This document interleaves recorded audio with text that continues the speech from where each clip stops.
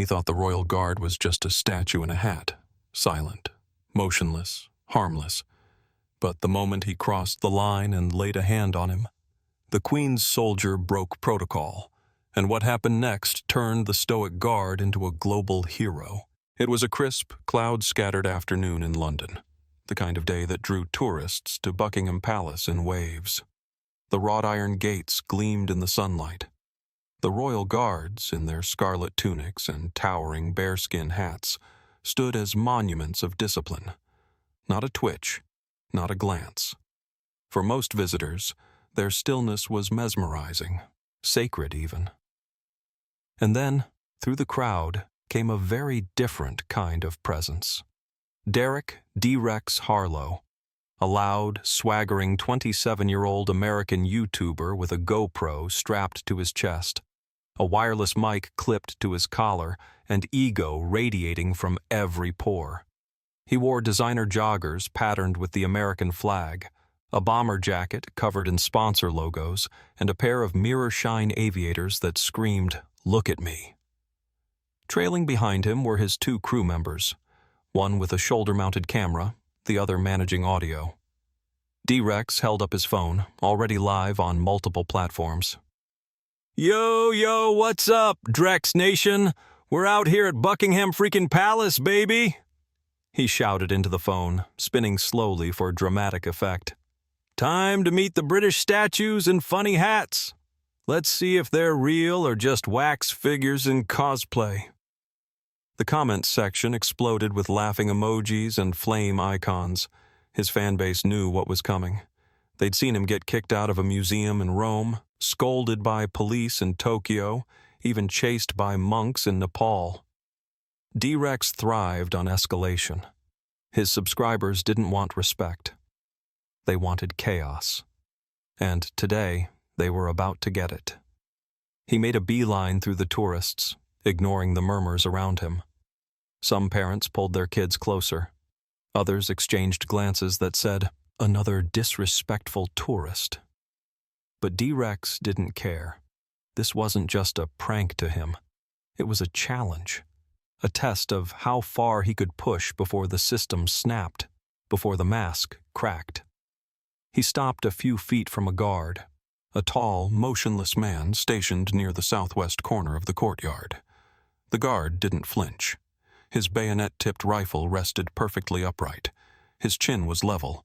His eyes were hidden beneath the brim of the bearskin hat, but you could feel them, cold, alert, and unwavering. "Perfect," D-Rex muttered. "This one's tall. He'll look great in the thumbnail when I make him twitch." He circled slowly, narrating for his stream. "Legend says these guys can't talk, can't laugh, can't punch. So let's put that to the test, shall we?" He leaned in close, too close, and made loud kissy noises just inches from the guard's ear. Nothing. He danced, waved his arms, even dropped to the ground in fake convulsions. Still nothing. The crowd began watching, drawn by the tension. "Yo, he's good. Real good," D-Rex said, wiping sweat from his forehead dramatically. "But I've broken statues tougher than this." A woman in the crowd, elderly, polite, with a posh accent, stepped forward and quietly said, "Please stop. Show some respect. He's not an actor, young man." D-Rex looked at her, smirked, and said, "Lady, this is the internet. Respect doesn't get views, but reactions do." He turned back toward the guard, standing now within the clearly marked barrier line. His fingers were twitching, his smile more crooked. He was getting ready to cross a line, not just physically, but culturally, morally, historically. And what he didn't know was that the man behind the uniform wasn't just some pretty ornament in a fuzzy hat. He was a combat veteran, trained to act with restraint, until action was absolutely necessary. And that moment was coming faster than D-Rex could live stream it. The moment Derek D. Rex Harlow stepped inside the restricted boundary, a hush fell over the crowd. A few gasped. Some instinctively reached for their phones, not to call for help, but to capture history. People could sense it now. Something was about to break. But not the guard. He stood tall, unmoving, timeless. His name, though no one there knew it, was Sergeant Thomas Rowden, 33 years old, 10 years of service in the British Army, 3 deployments in Afghanistan, 1 in the Falklands, and now, for the last year, he'd held one of the most visible and ridiculed posts in the entire military, Queen's Guard at Buckingham Palace. To the world, he was a living statue. To his brothers in arms, he was a wall of discipline. To his enemies, a ghost in the night, fast and silent. He had been trained to hold the line, to ignore distractions, to embody unshakable presence, even when being screamed at, taunted, mocked. But there was a threshold, and Derek was inching toward it. "Look at this guy," D-Rex grinned into his camera, now chest to chest with the silent soldier. "Not even blinking. It's honestly impressive. Almost makes me feel bad for what I'm about to do." He reached into his pocket, pulled out a feather, began brushing it lightly along the guard's chin strap.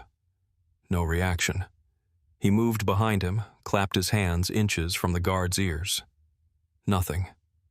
"Man's a machine," D-Rex chuckled.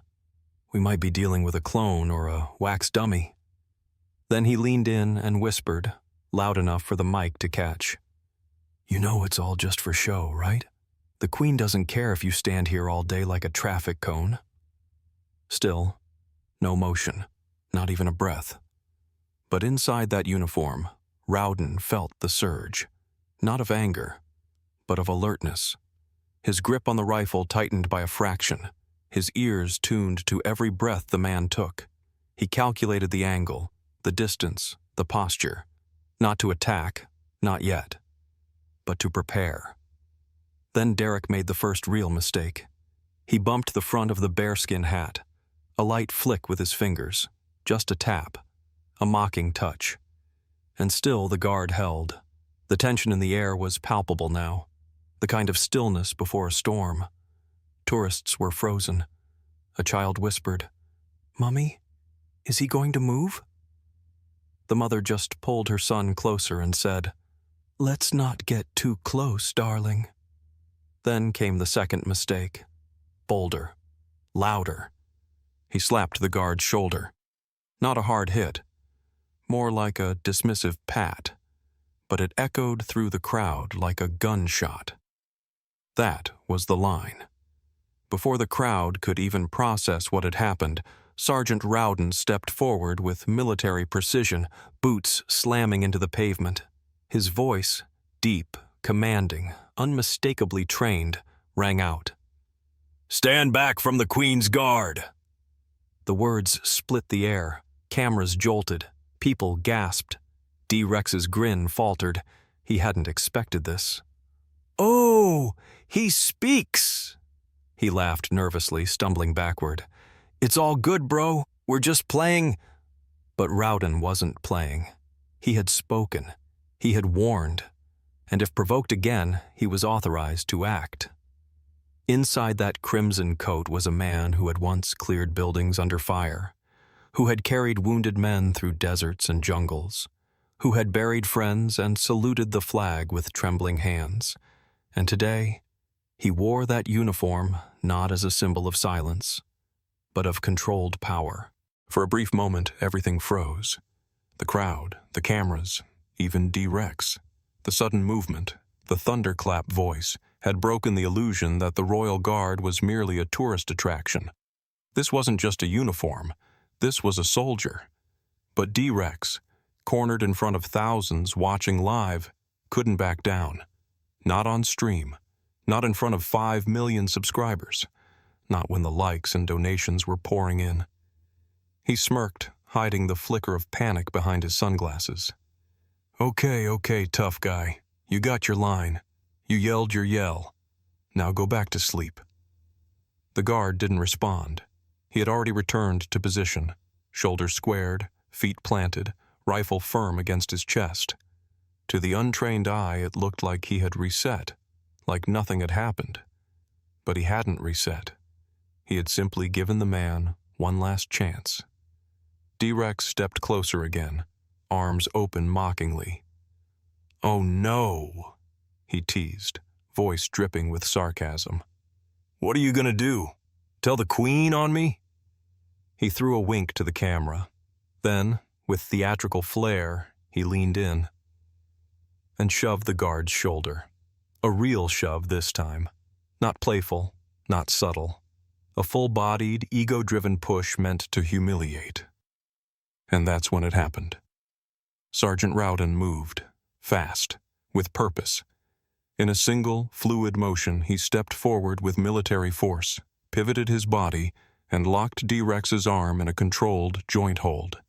The YouTuber yelped in surprise, the camera tumbling sideways as the phone slipped from his hand. Gasps erupted from the crowd. Screams. The crew backed up, filming wide-eyed. D-Rex was now face down on the cold stones, his arm twisted behind his back, one booted knee on the pavement beside him. "You have assaulted a member of Her Majesty's Guard. You will remain on the ground until security arrives." The guard's voice was calm, steady, almost clinical. This wasn't rage, it was protocol. It was control. A security whistle blew in the distance. Palace officers were already moving through the gates. D-Rex squirmed, his voice suddenly much smaller.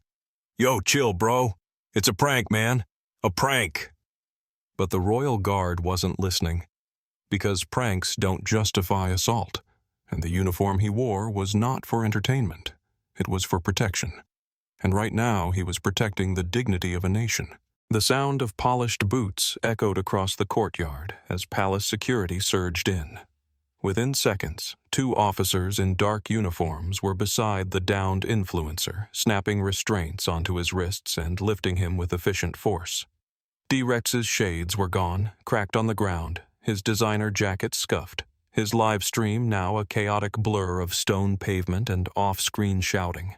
The comment section had gone into overdrive. D-Rex was still yelling as they pulled him to his feet. "It's a prank, bro.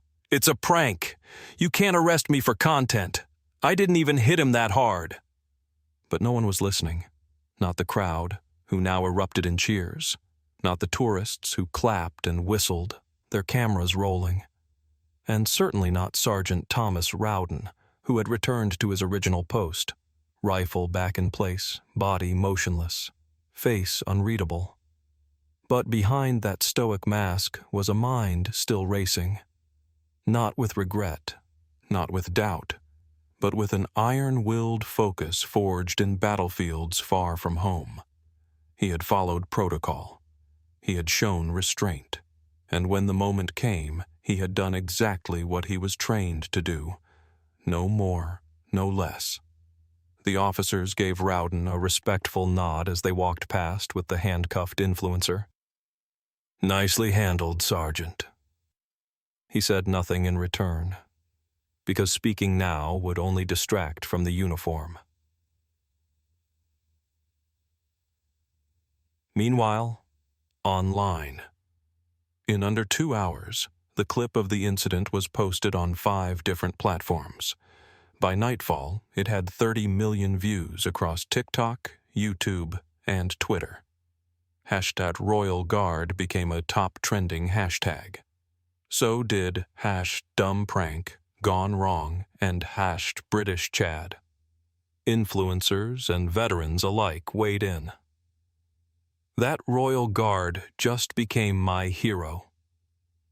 Imagine training for a decade to get tackled by a guy in a hat 3 foot tall. This is why you don't mess with soldiers, even the silent ones. The British Ministry of Defense issued a brief statement. The Royal Guard involved in today's incident followed all appropriate protocols. No further action will be taken. The Guard remains on active ceremonial duty. But that wasn't the end. It was just the beginning. Late that night, someone posted an old interview clip of Rowden, in full combat gear, rescuing civilians from a destroyed convoy in Helmand Province. The comment section exploded. This man's been a hero long before TikTok knew his name. From Battlefield to Buckingham, same courage, different war. And somewhere in a holding cell, D-Rex sat quietly, scrolling through the storm he had created, and the legend he had accidentally helped forge.